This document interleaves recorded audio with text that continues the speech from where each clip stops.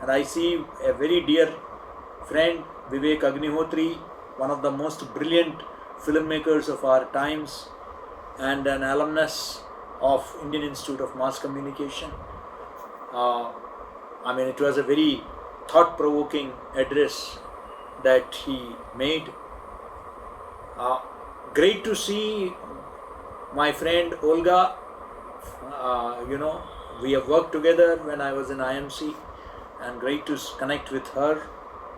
Again, good to see, my friends, Dr. Amitav Srivastav, who is a media educator par excellence and who has worked in various universities. So is the head of the department, Professor Subhash Kumar, with whom I have had a long association. I also see so many friends. It's a small screen, but I see Dr. Amit Sharma here. I see Mitesh Modi. I see some other friends from other Rajasthan universities also. I was seeing Sunil Mishra, I think. Great to see all of you. Thank you, Manipal, for reconnecting me to my good old friends. And congratulations for holding such an important, conference, an international conference, with perspectives from across the media and entertainment spectrum. I think my previous speakers have already, addressed some core issues. So I would like to confine myself to the topic given to me, because there is a time limit. I've been given about 15 minutes. I think I've already exhausted 3 minutes. So this is the changing. This is about the changing phase of media and entertainment industry and emerging trends in communication sector. And over the next couple of days, you are going to have the most eminent media persons and media educators who are going to address the delegates on this very important issue. Perhaps there is a reference. Often such times are called when we say that we are at the crossroads, or we are at an inflection point, wherein we are not really sure about the future. But it's it can be either a change maker, game changer, or it can be the end of many things. It can be the beginning of new things. So COVID, in fact, I used to say that, like history, you can divide into two parts, BC and AD, before Christ and Anno Domini. Similarly, media can be turned into or divided into two parts, BG and AG, before Google and after Google. Because we belong to the before Google generation. We used to work manually, we used to work on typewriters, and today everything is just I would say fingertip away, all the information in the world. But I think now it's going to be a new definition. It is going to be BC and AC. So from BC and AD to BG and AG to BC and AC. Before Corona and after Corona. The world was different before Corona, and the world is different after Corona. And that is something that we as media persons and media educators have to realize. And that is, that today we are fast moving into an online scenario. Gadgets are becoming cheaper.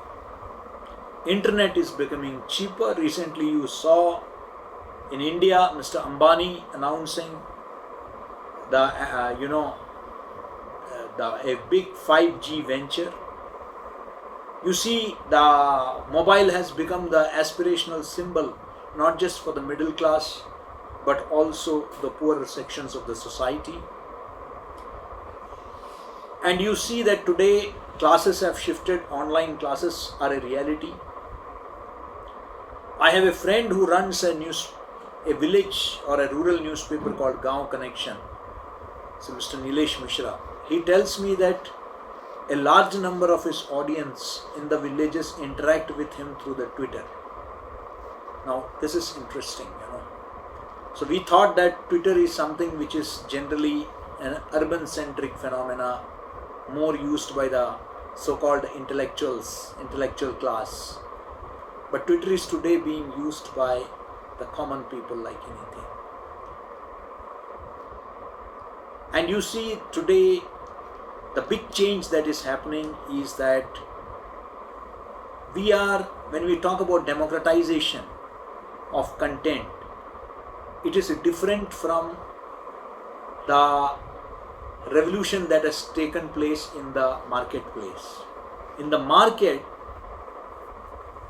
from a producer's market, the opening up of the economy post-liberalization, when we had the LPG, liberalization, privatization, globalization in the early 90s, what we saw was from a producer's market, we became a consumer's market where the consumer has choices.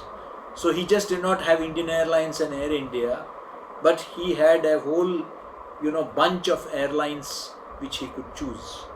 Same is the case with FMCG products, and you name it.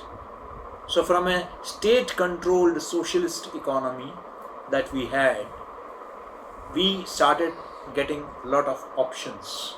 We just had remember, till few decades back, we just had the choice of Ambassador and Fiat.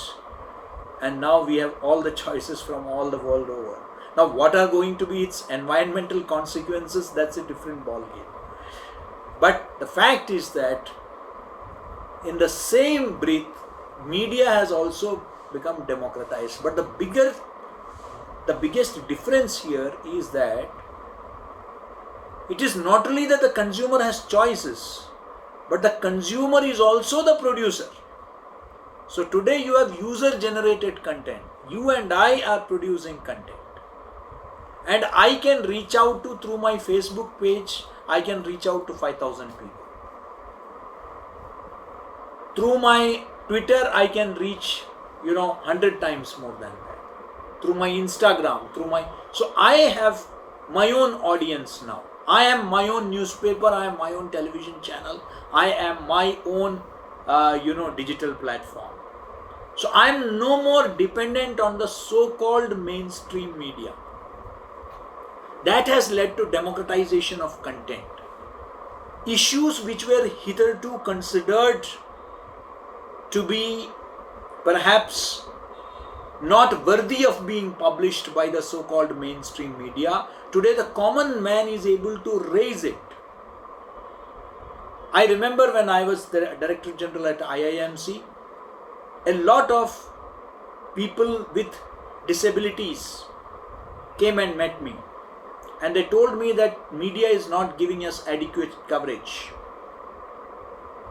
So I said that, why are you all the time complaining that media is not giving your issues the requisite coverage?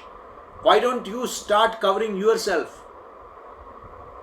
So we organized a 2-day training program for them in collaboration with Facebook. And the result is that all of them became communicators on disability issues. They started writing on disability. They started making films on disabilities. So today everybody is, and thanks to this mobile revolution which has happened, that is a big change that has. Mojo, mobile journalism has come of age today. There was a time, because I was also the editor of India's leading television channel, the state-owned Doordarshan. And I can say that there was a time when we used to carry heavy tripods, heavy cameras. Today, leading television channels have replaced their big camera units with a mobile phone, with a smartphone. And that's what we give to the reporters and tell them, go and cover. And they're doing that. And you can not only report from there, you can write your blogs, you can do your social media, you can edit, you can transmit. So this has replaced a multi-story studio. That is a big change that has taken place. And who is helping? Technology, including artificial intelligence. AI is helping in facilitating customized content to the consumer, whether it is media or entertainment. So AI is able to track your choices, your preferences, and it is able to provide you customized content. So they know what is to be provided. You have global institutions like Bloomberg, which are using AI-driven softwares like Cyborg to ensure that their subscribers get customized content. You have New York Times, which provides a weekly supplement to its readers based on AI inputs. Artificial intelligence is being utilized not only to provide customized content but also to suggest to the reader options which he would have never considered earlier. This has been facilitated due to AI. Now, we need to understand that along with technology, content has also undergone a sea change. With the advent of the pandemic, today more and more people are looking for trustworthy, reliable content on health due to this COVID pandemic. They want reliable information on health. Health and education has never got so much of coverage post-independence as much as it is getting today. So today the entire focus is on public health communication from page 1 to the last page. Every page talks about health facilities, vaccination resistance. You talk about it, and every issue of health, the condition of primary health centers in villages, rural areas, everything is being covered. Similarly, education. We always used to complain in this country that health and education are not getting the kind of priority that they should get. And today, education, online education, board examination, NEET examination, JEE, everything is giving huge coverage. The state of how people are being left out, the huge dropout rate due to pandemic, the children of migrants, even the digital divide, people unable to get access to internet in the areas, rural areas, climbing on rooftop, climbing on treetop, climbing mountains to get the signals. These are making stories today. So there is interest. So much so that even at class 12 board examination, decision is taken by a meeting is chaired by none other than the Prime Minister, which was unthinkable. This is the importance of education today. The national education policy has come in between. So we have seen that kind of change. What else are the people looking for? People are looking for positive stories. People are looking for lifestyle related. They have realized that nothing is permanent. They have realized that life is so short. They have lost their near and dear ones. They want information about a lot of issues other than just politics and business. They are looking for content, quality content. Along with the pandemic, one of the major threats to global information order has been infodemic. The World Health Organization, UNESCO, UNICEF, Everybody, the United Nations Secretary General and even our own Prime Minister has flagged serious concerns over the disinformation campaign, over infodemic. In fact, if you remember in his last Mann Ki Baat, the Prime Minister spoke to some villagers in Betul district of Madhya Pradesh and told them, why are you afraid of vaccination? Because a lot of such content has led to vaccine hesitancy, vaccine resistance. And this is not just among the poor, semi-literate or illiterate people. I am talking about affluent, rich people who are not taking vaccination because of a lot of disinformation.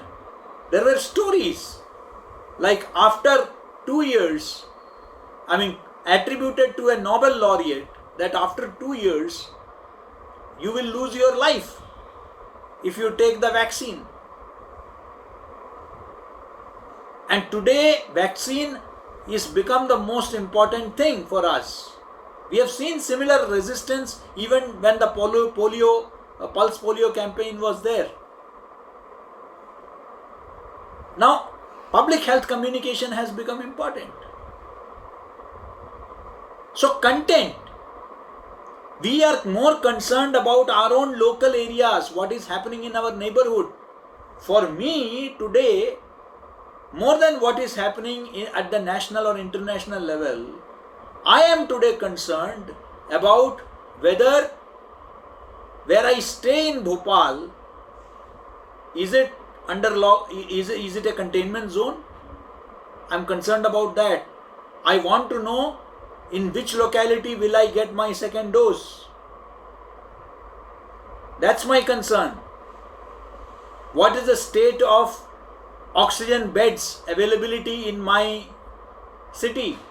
I am more concerned about that. So today the focus has shifted back to the local from the global. Yes, I am okay knowing about what is happening in Boston, but my first priority is to know about Bhopal. So a lot of local content. Now obviously the so-called national media is not going to generate local content. So what you see is that a lot of local content is being generated by media entrepreneurs. YouTube channels are there. You have bloggers, local bloggers who are going to talk about it. These are issues which need to be talked about.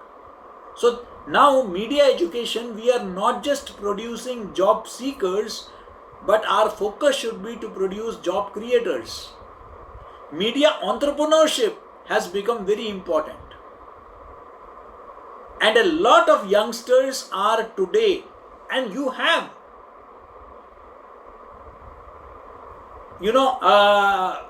examples like Newj.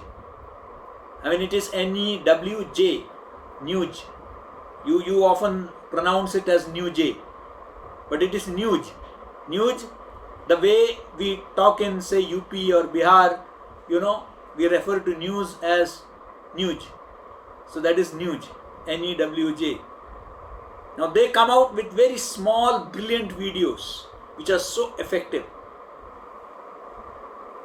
People go for these short videos, and these can be produced through the mobile phones.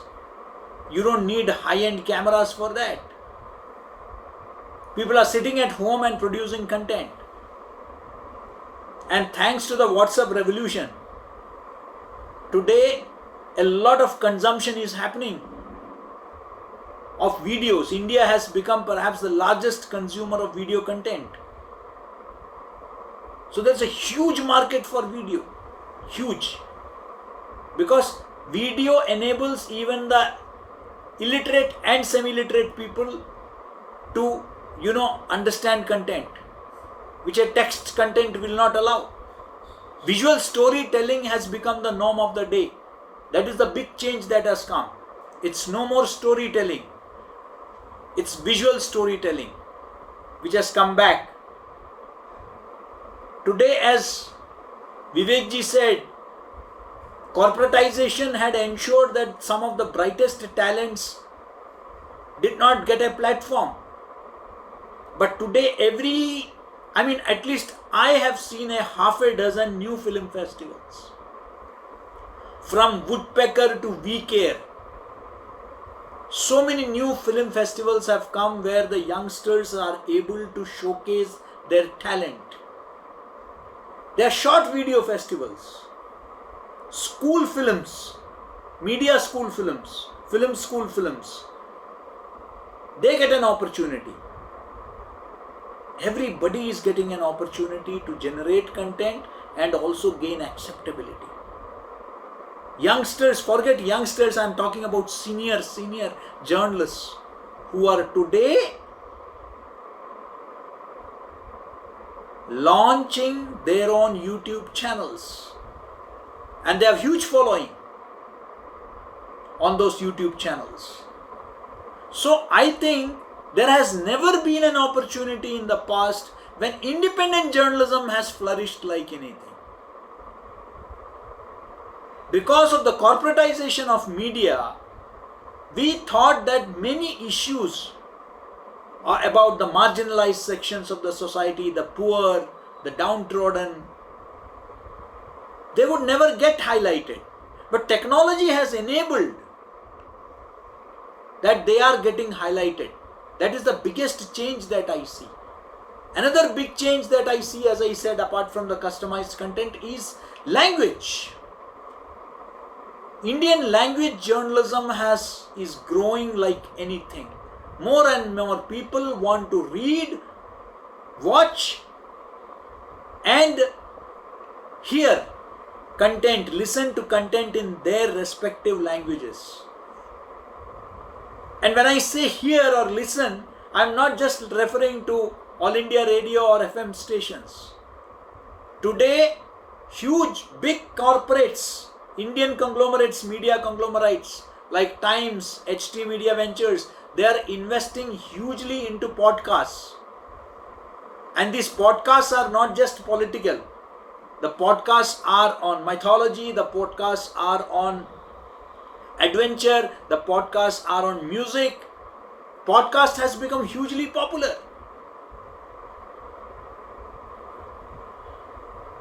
OTT platforms again have democratized.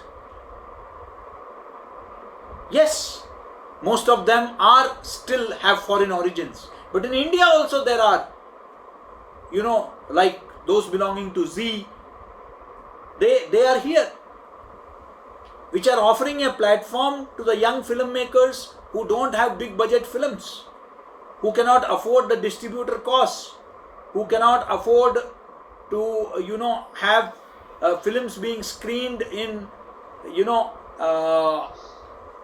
A cities,